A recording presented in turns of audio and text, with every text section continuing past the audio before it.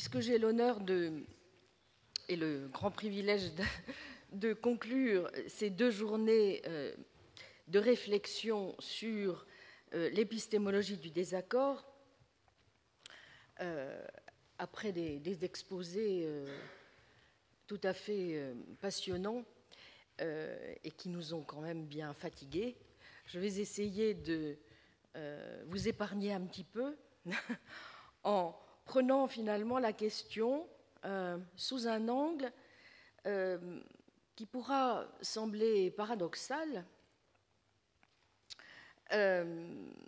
ou en tout cas en essayant de montrer pourquoi les questions que rencontre l'épistémologie du désaccord, et c'est ça que je voudrais essayer de montrer, sont des questions qui concernent, on l'a un peu dit dans la présentation générale, mais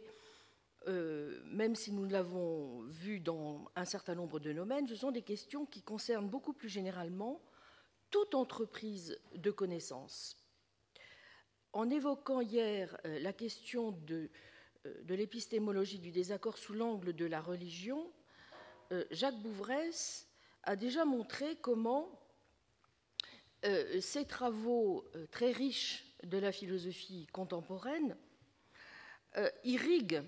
des pans entiers de la réflexion philosophique auxquels on ne s'attendrait peut-être pas d'emblée. Donc je voudrais surtout ce soir aborder les choses sous l'angle de certaines relations fructueuses, me semble-t-il,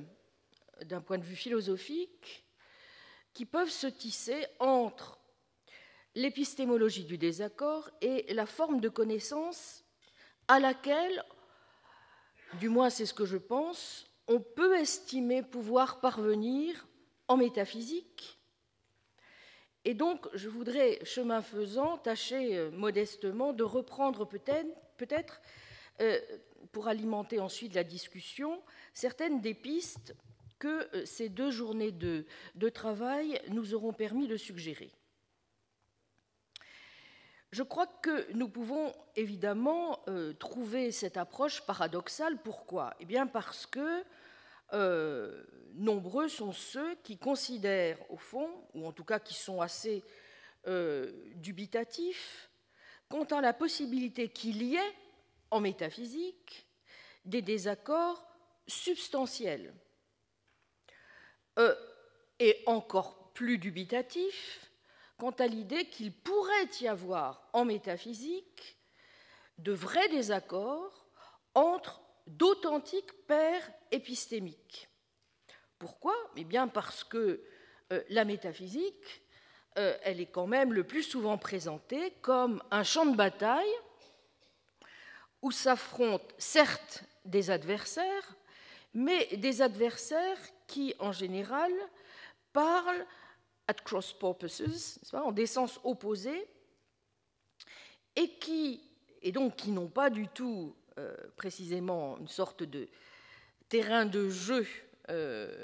acquis d'emblée, qui est présupposé par les discussions sur l'épistémologie du désaccord, donc qui parlent en des sens opposés et qui, de plus, s'affrontent principalement sous la forme de disputes ou de joutes verbales. Alors, je commencerai tout d'abord par faire remarquer que cette appréciation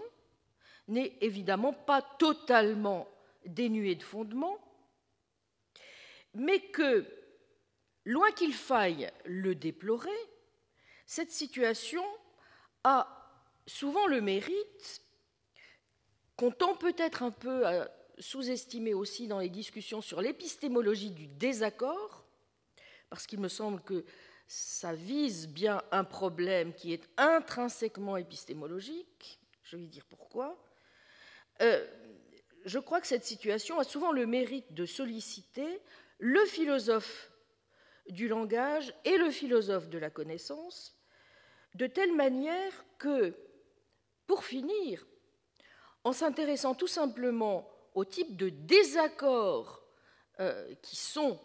ceux dont traitent des disputes verbales, nous permettent en fait d'y voir beaucoup plus clair au terme du nécessaire travail accompli dans nos analyses conceptuelles elles-mêmes,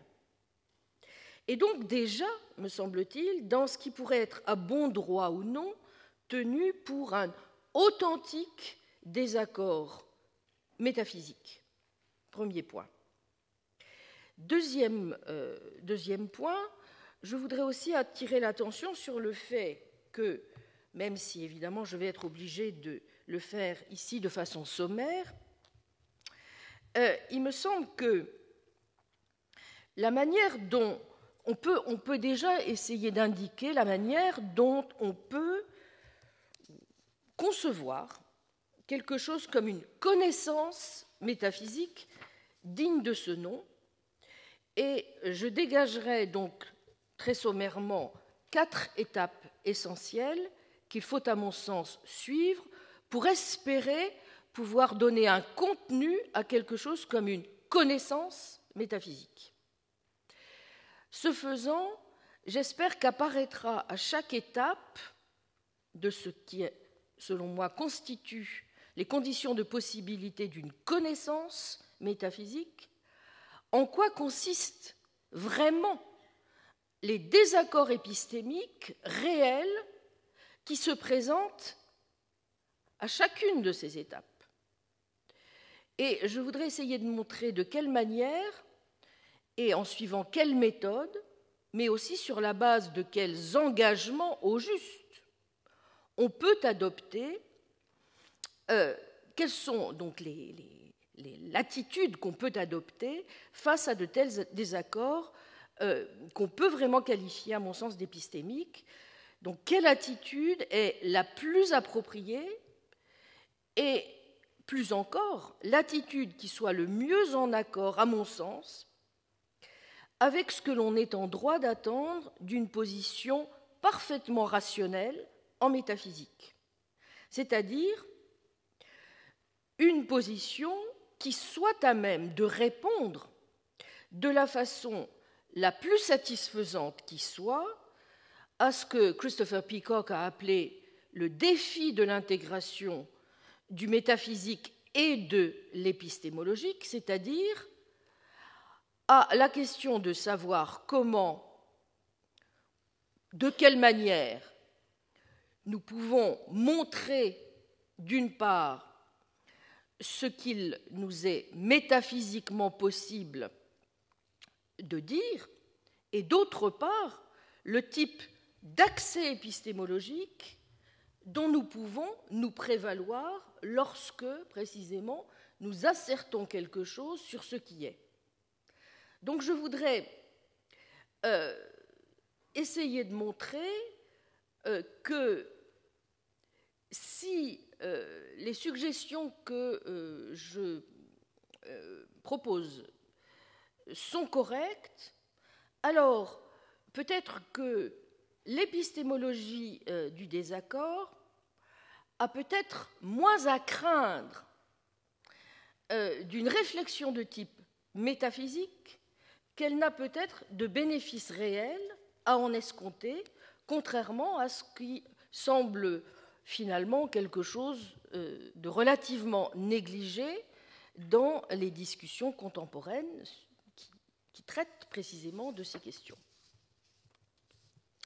Alors la première chose que je voudrais indiquer, c'est évidemment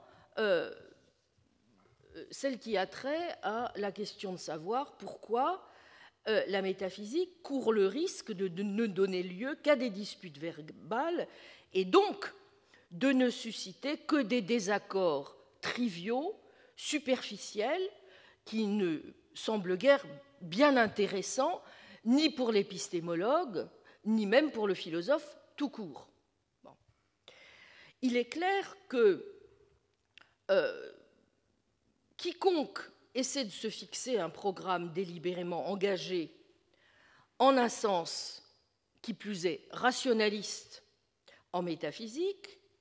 peut avoir quelques raisons tout de même de considérer que qu'en métaphysique, la connaissance à proprement parler est quelque chose qui excède vraiment nos moyens et que nous devons donc avoir de sérieux doutes immédiatement quant à la possibilité d'y réaliser le moindre accord ou désaccord épistémique minimal. Même si l'on ne cède pas à telle ou telle sirène positiviste ou heideggerienne d'une impossible connaissance métaphysique tout court, qui serait le fait de nos limitations cognitives, de notre finitude humaine, du caractère particulier des objets de la métaphysique, ou bien, diraient même certains, de son absence radicale d'objets, on peut quand même être évidemment tenté d'emblée d'estimer qu'en métaphysique, on a affaire à des vérités d'un autre ordre que celles que nous pouvons rencontrer dans les sciences, ou celles précisément qui nous intéressent lorsque nous avons en vue quelque chose comme une entreprise épistémologique, bref, des vérités qui sont transcendantes, qui sont invérifiables, qui sont inaccessibles. Et puisque, au fond, elles échappent toutes, par principe, au domaine de l'expérience sensible, au domaine spatio-temporel, on voit mal comment elles pourraient être, au mieux, des hypothèses ou des denrées, si j'ose dire, matière à croyance, mais sans doute pas matière à connaissance. Chacun sait que pour beaucoup, la métaphysique a été l'objet, à partir, même lorsque l'on n'avait pas une obsession positiviste ou heideggerienne à son encontre, a été l'objet de toute une série d'opérations, si j'ose dire, de déflation de son concept, certains y voyant par exemple une simple métastructure dont l'objet serait non pas la vérité, mais le sens, qui serait une sorte de substitut du critère absent de vérité. Ou bien encore, certains n'ont vu dans la métaphysique que la simple analyse de nos manières ordinaires de parler, de ce que, sur un mode non réflexif, nous tenons pour certains traits du monde dans lequel nous vivons, et que, à partir de là, pas que, évidemment, beaucoup franchissent allègrement, il y a tout lieu de considérer que les disputes qui ont lieu en ontologie ou en métaphysique sont de pseudo-disputes, et donc qu'il est difficile de déterminer si les désaccords entre les métaphysiciens sont des désaccords apparents, triviaux ou réels et substantiels. Le plus souvent, c'est évidemment pour le premier type de désaccord que la plupart tranchent. David Chalmers a fait remarquer récemment qu'on a du mal, c'est vrai, en métaphysique, à faire une distinction entre les questions de fait et les questions de langage, et que ce qui semble plutôt faire l'unanimité, en revanche, c'est que, justement, on a affaire en métaphysique seulement à des disputes verbales. Bref, une dispute, dit Chalmers, entre deux parties qui sont bien d'accord sur les faits pertinents d'un domaine concerné, mais qui sont simplement en désaccord sur le langage qu'il faut utiliser pour décrire ce domaine. Et donc, en pareil cas, on a l'impression que les deux parties, au fond, ne sont pas réellement en désaccord, c'est-à-dire qu'elles ne sont pas vraiment en désaccord sur le domaine concerné, mais que leur désaccord est purement linguistique. Bon. Et David Chalmers reprend ce fameux passage que vous connaissez tous de William James dans Pragmatism, que je vais lire dans la langue d'origine. A man walks rapidly around a tree while a squirrel moves on the tree trunk. Both face the tree at all times, but the tree trunk stays between them. A group of people are arguing over the question, Does the man go round the squirrel or not? James se présente comme résolvant la dispute de la façon suivante. Which party is right depends on what you practically mean by going round the squirrel. If you mean passing from the north of him to the east, then to the south, then to the west, and then to the north of him again, obviously, the man does go round him, for he occupies these successive positions. But if, on the contrary, you mean being first in front of him, then on the right of him, then behind him, then on his left, and finally in front again, it is quite as obvious that the man fails to go round him. Make the distinction, and there is no occasion for any further dispute. Right? Et donc, évidemment, on peut s'interroger sur le caractère plausible ou non des analyses que James fait de Ron, mais en tout état de cause, la clé du passage se trouve bien dans la dernière phrase, c'est-à-dire, une fois que nous avons résolu la question sur le langage, eh bien, la dispute sur le domaine non linguistique s'évapore, ou du moins devrait s'évaporer. Cette évaporation potentielle est l'une des marques principales d'une dispute verbale. Mais parfois, les mots comptent. Et les disputes verbales, comme le dit très justement Chalmers, et n'est évidemment pas le premier, sont parfois des disputes importantes lorsque quelque chose d'important repose sur des questions d'usage linguistique. Il est évident que, même si l'on dit que l'on a affaire à des désaccords verbaux, cela ne signifie pas nécessairement qu'il s'agisse de désaccords triviaux ou inessentiels. Au contraire, dans certains cas, nous voyons bien qu'il est absolument fondamental, précisément, de s'intéresser à ce type de questions sur l'usage des mots pour comprendre exactement ce qui est en question, peut-être même dans le cadre de désaccords pratiques réels. Donc, tout ceci pour dire que, et nous savons tous évidemment que dans les cas où les mots ont, par exemple, des connotations et certaines associations aussi, les mots de torture, les mots de terrorisme, il est évident que des disputes verbales ou des désaccords verbaux sont tout sauf triviaux. N'est-ce pas ? Donc, la première chose que je souhaiterais dire, c'est que quand bien même les désaccords seraient des désaccords purement verbaux ou linguistiques, cela ne signifie absolument pas,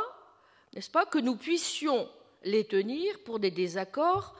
triviaux, y compris au sens épistémique du terme. Parce que ce qu'ils peuvent évidemment révéler, c'est quelque chose d'extrêmement important quant à certains usages que nous faisons de la signification même des énoncés que nous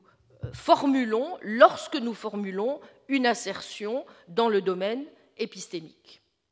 À partir du moment où on considère que la philosophie de la connaissance n'est absolument pas à l'abri, n'est-ce pas, de ce que la philosophie du langage a à lui apprendre, il me semble que nous devons être donc extrêmement attentifs, y compris à des désaccords qui pourraient se jouer uniquement sur le sens des mots. C'est la première remarque que je voudrais dire. Évidemment, nous en voyons tout de suite l'effet pratique, oserais-je dire, dans la manière dont les disputes verbales bien traitées, en quelque sorte, soumises à une sorte de thérapeutique efficace de leur signification, jouent un rôle crucial dans la mise au jour des pseudo-désaccords ou des pseudo-problèmes philosophiques. Pas mal de désaccords philosophiques, comme le note aussi Chalmers, sont sans doute bien en grande partie des désaccords verbaux, mais précisément diagnostiquer que ce sont des désaccords verbaux est ce qui nous permet d'y voir très rapidement beaucoup plus clair sur ce qui va devenir un vrai problème et ce qui n'en est qu'un pseudo, n'est-ce pas ? Donc, si nous considérons que notre connaissance suppose que nous ayons un certain nombre d'idées claires et que nous ayons tous les éléments requis pour distinguer ce qui serait de l'ordre simplement de jugement que nous ferions sur nous-mêmes et que nous prendrions à tort pour un certain nombre d'énoncés se rapportant à des choses, là où en fait ils ne comportent que des énoncés sur nos sensations et non pas sur les choses, il me semble que c'est très très important d'être attentif tout simplement aux désaccords que peuvent révéler un certain nombre de disputes verbales. La deuxième remarque que je souhaiterais faire a trait à quelque chose d'un petit peu différent. Une autre manière de considérer souvent que les désaccords en métaphysique sont finalement assez peu importants pour le philosophe et encore moins pour l'épistémologue, c'est de considérer que ces désaccords, finalement, ne viennent pas tant ou ne reflètent pas tant des désaccords ou des disputes verbales, mais témoignent simplement de l'incapacité qui est la nôtre, consubstantielle, si vous voulez, à notre position de sujet épistémique, d'avoir relativement aux faits, relativement à la réalité, autre chose qu'une analyse qui nous place d'emblée dans une situation de relativité conceptuelle. Ce que, évidemment, j'ai à l'esprit ici, c'est les analyses, par exemple, que fait Putnam dans The Many Faces of Realism, dans lesquelles, vous vous souvenez, pour expliquer précisément le phénomène, selon lui, absolument indépassable de la relativité conceptuelle,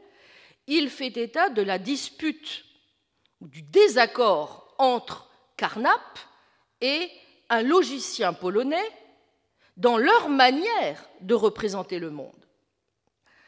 L'exemple est bien connu, on nous demande d'imaginer un monde, appelons-le W, qui contient 3 individus, X1, X2, X3, des individus qui sont, dont on sait qu'ils sont des simples ou des atomes méréologiques, et qui sont considérés comme étant des objets qui n'ont aucune partie. Combien d'objets y a-t-il dès lors en W? Carnap va dire 3, et le logicien polonais, comme vous le savez, va dire très exactement 7. Bon. D'où l'on conclut que lorsque l'on a affaire à un désaccord de ce type, au fond, la réaction naturelle à avoir, c'est qu'il s'agit au fond d'une sorte de dispute qui n'est pas bien importante, puisqu'elle a très simplement, à la manière dont un carnapien d'un côté ou un logicien polonais de l'autre, va se représenter le monde, n'est-ce pas? Et donc, comme c'est un problème qui est au fond intrinsèque à la relativité conceptuelle elle-même, au fond, une fois qu'on a admis le phénomène de la relativité conceptuelle, le désaccord, finalement, s'évapore ou devient, finalement, soit trivial, soit peu important d'un point de vue épistémique.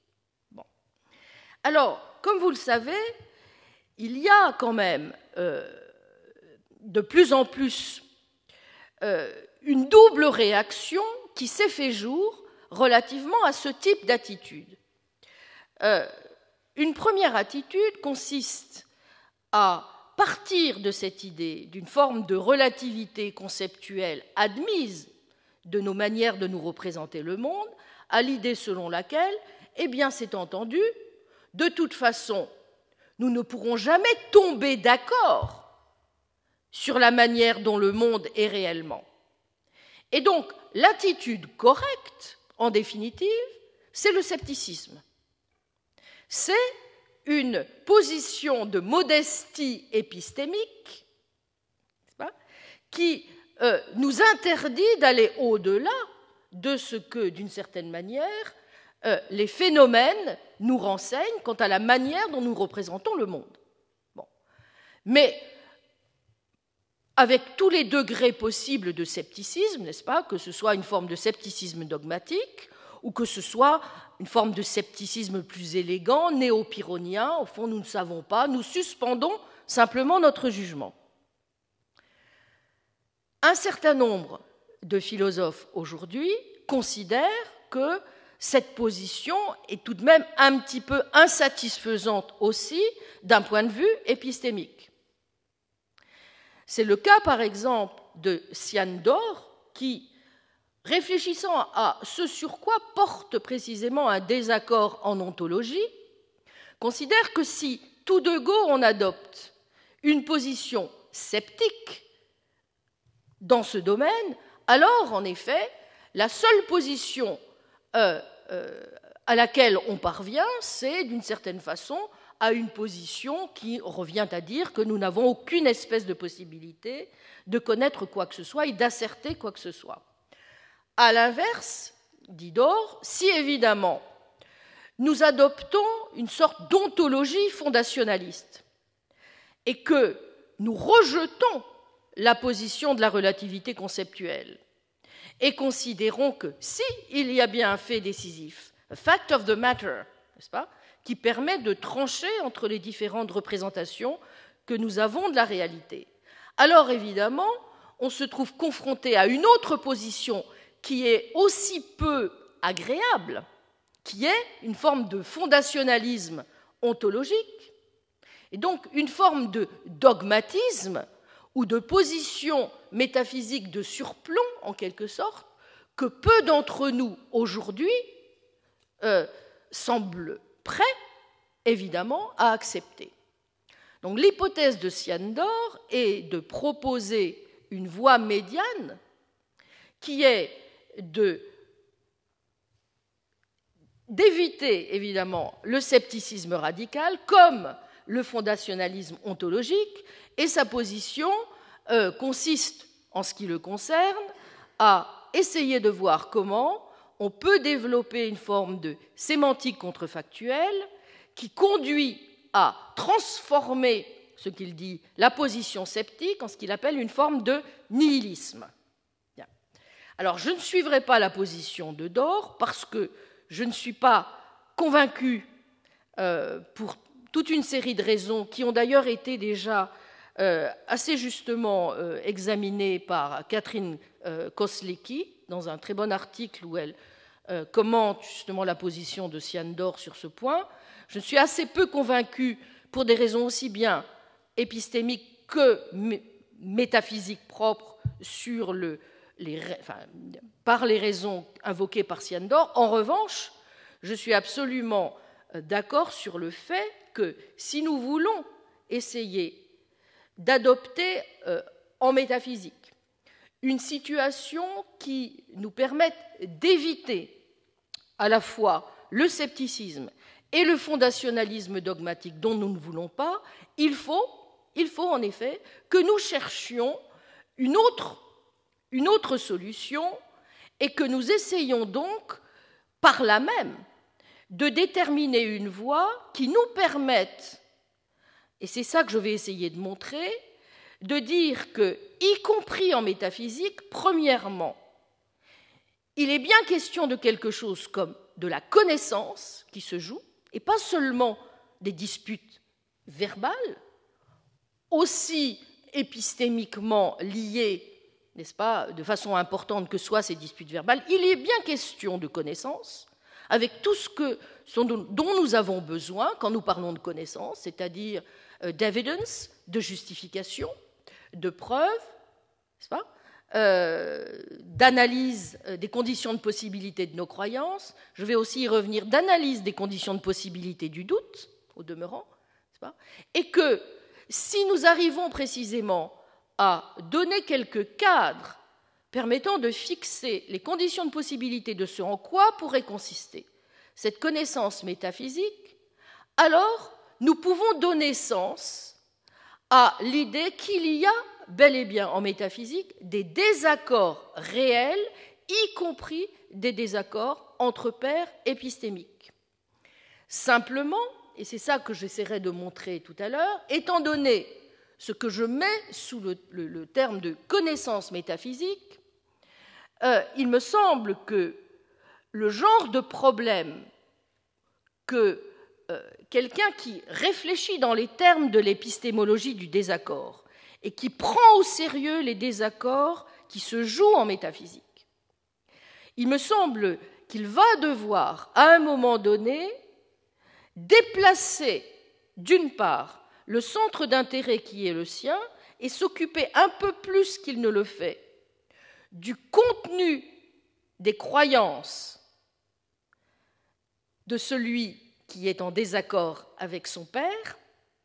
et donc s'intéresser à la question de savoir si ces croyances ou non disent vrai et nous informent de ce à quoi la réalité ressemble, puisque je vous rappelle qu'il s'agit non seulement d'un engagement épistémique, mais d'un engagement métaphysique, que je présuppose, n'est-ce pas? Et deuxièmement, il devra aussi vraisemblablement admettre qu'à un moment donné de sa réflexion épistémologique, il lui faudra opérer peut-être un petit glissement du côté d'un certain type d'analyse qu'il faut platement appeler métaphysique et qui impose peut-être des réflexions un petit peu différentes de celles auxquelles nous habituent aujourd'hui les épistémologues du désaccord. Voilà. Alors, qu'est-ce que je veux dire quand je dis que je souhaiterais donner quelques... Comment est-ce que j'entends, si vous voulez, les conditions de possibilité d'une connaissance métaphysique? Je vais évidemment être très, très schématique dans ce que j'ai à dire. Disons ceci. J'entends le concept de connaissance, d'abord, non pas principalement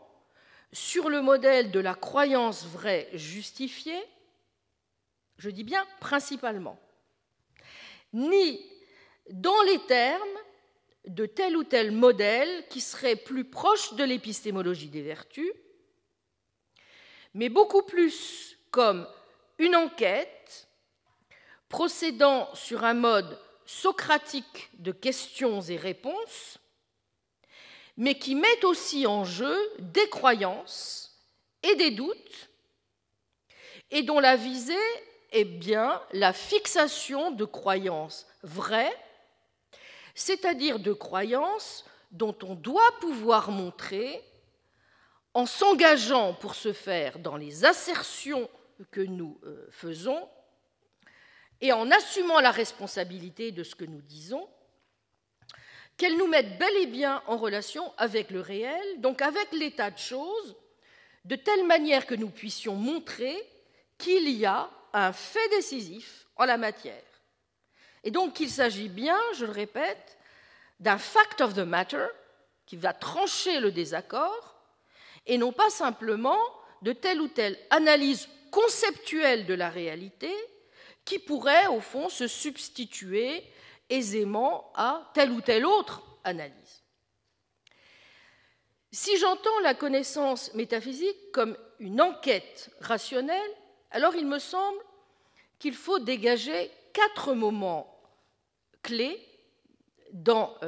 cette démarche qui correspondent, de mon point de vue, à 4 étapes aussi nécessaires et importantes l'une que l'autre. Toute enquête métaphysique, évidemment, exige de partir du cadre formel a prioriste de l'analyse qui seul permet de dégager les conditions de possibilité en termes de conditions de vérité et de signification des concepts que nous utilisons, et donc de veiller à effectuer, en particulier, les distinctions modales qui s'imposent. C'est la première étape, c'est celle de l'analyse conceptuelle que j'entends grosso modo au sens où l'a, par exemple, développé Frank Jackson. Je prends Frank Jackson comme modèle pour une deuxième raison, vous allez voir, que j'indique tout de suite, qui me paraît caractéristique de la deuxième étape que l'on doit suivre lorsque l'on s'efforce de construire un modèle de connaissance métaphysique. Il est évident que nous devons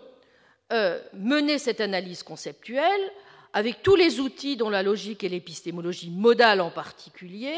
nous dotent et nous permettent de tirer au clair nos idées, d'éviter un certain nombre d'illusions modales sur la concevabilité, la possibilité, la nécessité, etc.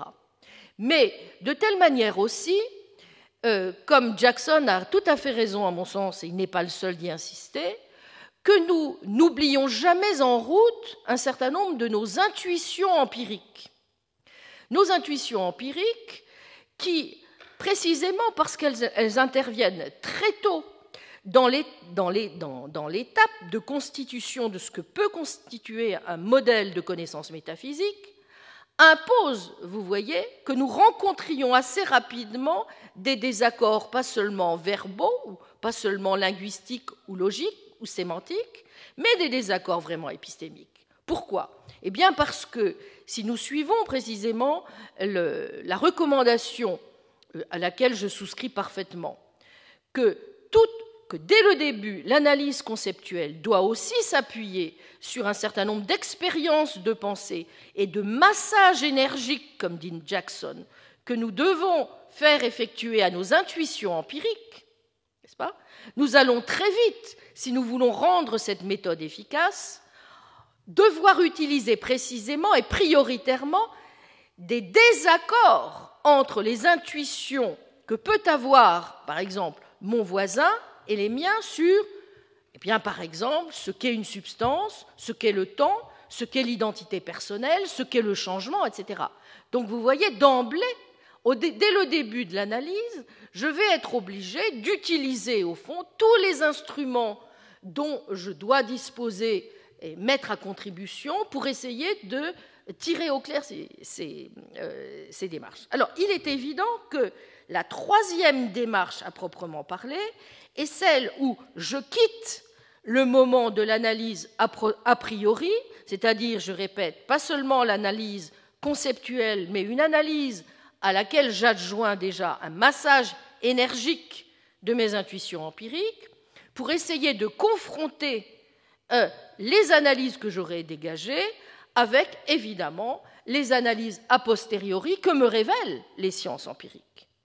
Aucune connaissance métaphysique digne de ce nom ne peut, évidemment,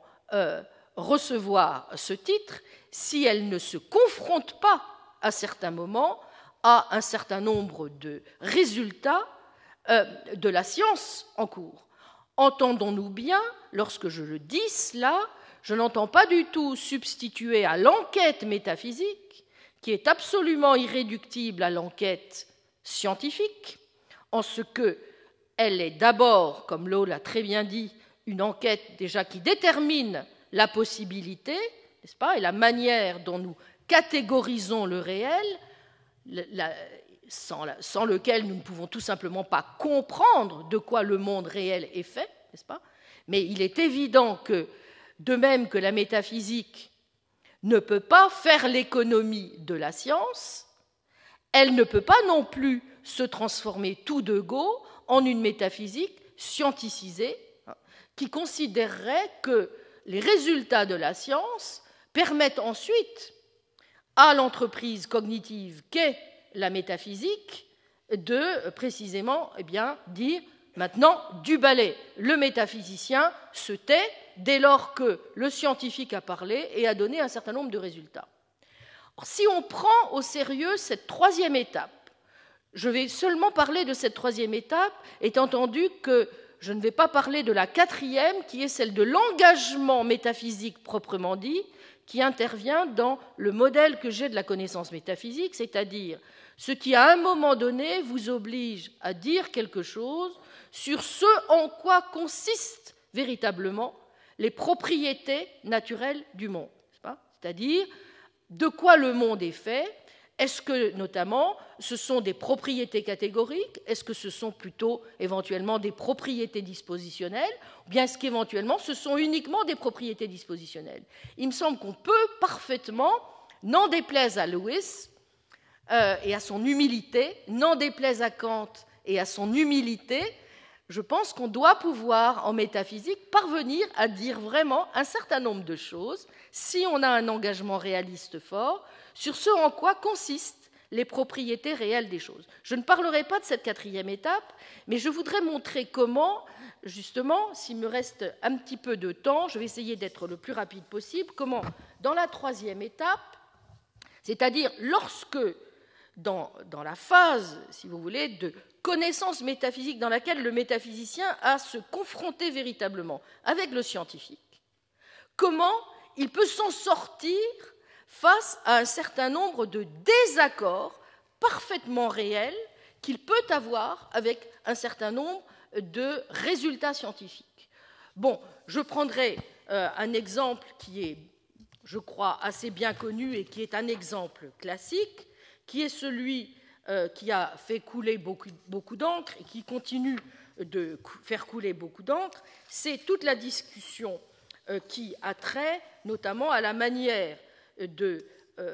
savoir comment on peut continuer de façon satisfaisante à soutenir une position présentiste relativement à certains résultats qui nous sont apparemment donnés par les sciences de la nature. Alors, quelle est l'idée? Comme vous le savez, certains considèrent que la théorie de la relativité restreinte a condamné une fois pour toutes le présentisme, donc la thèse selon laquelle seul ce qui est présent existe. Selon la théorie de la relativité restreinte, lorsque nous nous demandons si deux événements distants se produisent simultanément ou non, nous parvenons à des réponses différentes selon les cadres de référence. De plus, la théorie de la relativité ne privilégierait aucun cadre de référence particulier comme étant celui qui donnerait la réponse la plus fondamentale. C'est une manière, évidemment, de dissoudre, si vous voulez, de manière élégante, de dissoudre la réalité d'un désaccord entre les présentistes et ceux qui admettraient les résultats donnés par la théorie de la relativité. Pour de nombreuses paires d'événements, il n'y aurait donc absolument aucun fait décisif permettant de dire si, oui ou non, ils se produisent simultanément. Les présentistes soutiennent que seul ce qui est présent existe, ce qui revient à dire que seuls les événements simultanés à maintenant existent. Or, si on suit la théorie de la relativité restreinte, de même qu'il n'y a pas, semble-t-il, de faits absolus qui permettent de dire ce qui existe, il semblerait que nous ne devrions pas identifier ce qui existe avec ce qui est simultané à maintenant, ce qui reviendrait à dire que le présentisme est faux. Les présentistes ont répondu à cette réfutation de différentes manières, en soulignant que l'absence de cadre de référence privilégié n'implique pas l'inexistence d'un tel cadre, ou en soutenant qu'il pourrait y avoir une théorie scientifique aussi bonne, n'est-ce pas, qui mettrait en œuvre un cadre de référence privilégié et serait ainsi accueillante pour le présentisme. Ça, c'est ce que j'appelle la recette facile épistémique, la réponse épistémique facile. Bon. Les adversaires soutiennent que ce n'est, et à juste titre, qu'une manière d'esquiver et que les présentistes devraient tout simplement affronter le fait que leur théorie, aussi attrayante pourrait-elle sembler à première vue, est devenue intenable avec le progrès scientifique. Alors, si on admet que ce n'est pas forcément la science qui a le dernier mot, n'est-ce pas? Et donc on admet finalement qu'il y a lieu de s'interroger sur un terrain d'entente possible entre la manière de poser le problème par le scientifique et la manière de poser le problème par le métaphysicien, c'est-à-dire qu'on accepte le principe, n'est-ce pas, d'un jeu commun sur lequel on pourrait tabler véritablement, étudier les conditions réelles d'un désaccord. N'est-ce pas ? Parce que certains peuvent considérer, après tout, chacun parle dans son domaine, c'est même pas la peine d'essayer de voir quelle pourrait être une attitude rationnelle qui essaierait de construire quelque chose, n'est-ce pas, comme pouvant constituer une réponse reposant sur un désaccord. Eh bien, je crois que, évidemment, on a plusieurs moyens à sa disposition. Ce sont des moyens, d'ailleurs, qu'a, dans une très, très jolie étude, a mis en évidence Catherine Hawley dans un très beau texte « Science as a Guide to Metaphysics », où Catherine Hawley montre comment on peut utiliser un certain nombre de techniques, ce qu'elle appelle de faire un travail de SAP, undermining work,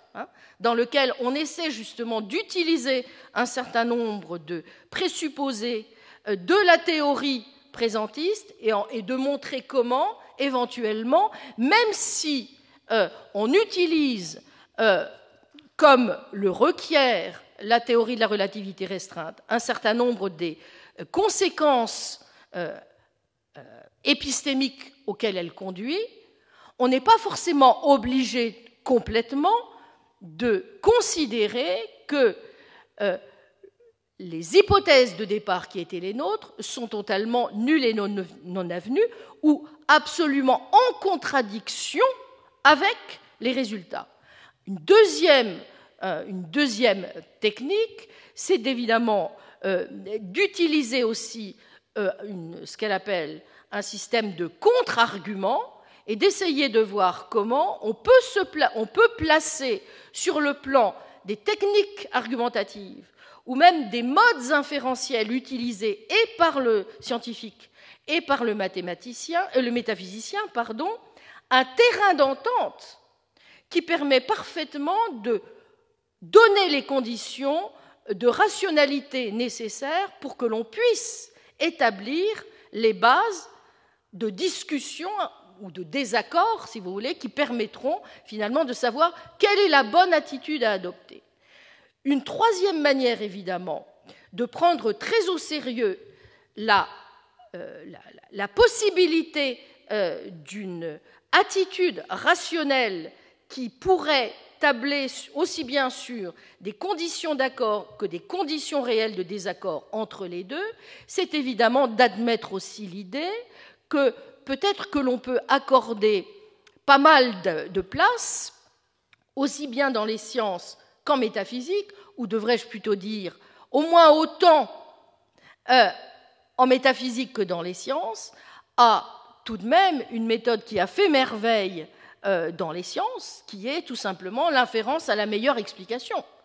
Pourquoi ne pas considérer que c'est malgré tout un outil d'analyse rationnelle extrêmement fécond, qui permet, là encore, à condition de lui donner toutes, mais je pense qu'il y a des travaux aujourd'hui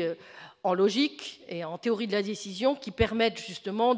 d'utiliser le modèle de l'inférence, peut-être pas à la meilleure explication, mais au moins à la plus jolie, éventuellement, ou en tout cas d'assouplir les conditions de l'inférence à la meilleure explication pour lui donner une forme de rationalité tout à fait satisfaisante qui permettrait de rendre compte à la fois, n'est-ce pas, de ce qui peut être conservé sans être totalement considéré comme irrationnel ou non pertinent dans l'analyse elle-même, sans entrer nécessairement en conflit avec ce que la science nous enseigne. Bon. Donc, ce que je veux dire par là, c'est que si véritablement on est attaché à l'idée selon laquelle que la connaissance à laquelle on peut parvenir en métaphysique est une connaissance, en effet, qui doit, à un moment donné, nous renseigner sur ce qui est vrai de la réalité, sur ce en quoi elle consiste. Cela suppose, bien entendu, d'admettre ce que l'on adopte relativement aux théories elles-mêmes, une forme de réalisme scientifique, mais cela suppose aussi d'admettre que l'on admette le principe d'un engagement métaphysique extrêmement fort. Si c'est le cas, et c'est par là que je voudrais terminer, il me semble que cela nous oblige peut-être à reconsidérer un petit peu ou à déplacer, si j'ose dire, je n'aime pas beaucoup ce mot, le curseur, mais enfin, déplacer un petit peu le centre d'intérêt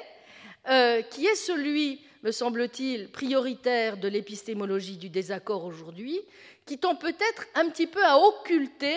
certaines de ces choses. Je veux dire par là, il me semble que si vraiment on prend au sérieux l'idée que la connaissance, à un moment donné, ce n'est pas seulement quelque chose qui a trait à la justification de nos croyances, à la manière dont nous pouvons ou pas suivre notre principe de crédulité, à la manière ou pas dont nous devons attacher un certain type de degré de probabilité à nos croyances, mais bien quelque chose qui doit nous mener finalement à savoir de quoi nous parlons lorsque nous connaissons quelque chose, lorsque nos croyances sont justifiées et vraies. Eh bien, je pense que, premièrement, sans quoi, je crois, on ne peut pas complètement remplir totalement le contrat, me semble-t-il, de l'épistémologie du désaccord. Je crois que ça nous oblige à plusieurs comment dirais-je, à quelques petits virages, pas à 90 degrés, disons à 30 degrés, qui sont, premièrement, d'accorder beaucoup plus, je crois, d'importance à l'idée selon laquelle, lorsque l'on rencontre un désaccord, il faut peut-être s'interroger non seulement sur le fait que nos désaccords sont des désaccords avec des pairs épistémiques ou avec des gens qui ont des croyances différentes ou qui, finalement, justifient différemment leurs croyances relativement à tel ou tel faisceau de preuves, mais peut-être aussi des gens dont on peut se demander si véritablement ils ont la possibilité même de réviser leurs croyances, si vraiment leur croyance n'a pas été mue par quelque chose comme un choc réel avec la réalité. Ce qui me gêne un petit peu dans certaines analyses de l'épistémologie du désaccord, c'est qu'elles tendent un petit peu à gommer, me semble-t-il, la force de réactivité extrêmement grande, je crois, du doute et les conditions de possibilité même du doute qui, je crois, sont un élément extrêmement important à analyser dans toute entreprise qui vise à déterminer quelles sont les conditions de possibilité de la connaissance. Il ne suffit pas pour qu'une croyance,